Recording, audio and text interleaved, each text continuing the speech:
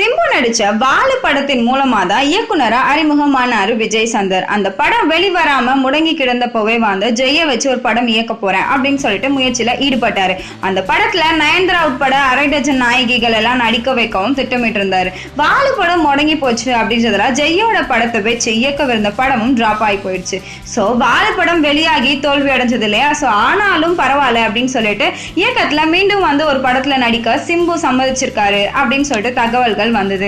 அதுக்கு முன்னாடியே வந்து விக்ரமோட கூட்டணி அமைச்சிருக்காரு நம்மளுடைய விஜய் சந்தர். இந்த படத்தோடைய அதிகார அறிவிப்பு கடந்த சில நாட்களுக்கு முன்னாடி தான் வெளியாச்சு. அதோட இந்த படத்துல சாய் பல்லவி நடிக்க போறாங்க அப்படின்னு தகவல் வந்தது. இப்போ ரீசெண்டான நியூஸ் என்ன அப்படின்னா, விஜய் சந்தர் இயக்கத்துல விக்ரம் நடிக்கிறாரு அப்படின்றது உறுதி ஆயிடுச்சு. உறுதி ஆனாலும் கூட வேற யாரையும் நாங்க இன்னும் ஒப்பந்தம் செய்யல அப்படின்னு சொல்லிட்டு அவங்க தகவல் ஒண்ணு தெரிவிச்சிருக்காங்க. ஏன் அப்படின்னா இந்த படத்துல நம்மளுடைய சாய் பல்லவி நடிக்கலையாம். ஒருவேளை விக்ரம் வயதான ஹீரோ அப்படின்ற காரணத்தாலதான் சாய் பல்லவி நடிக்க மாட்டேன்னு சொல்லிட்டாங்களோ அப்படின்னு சொல்லப்படுது.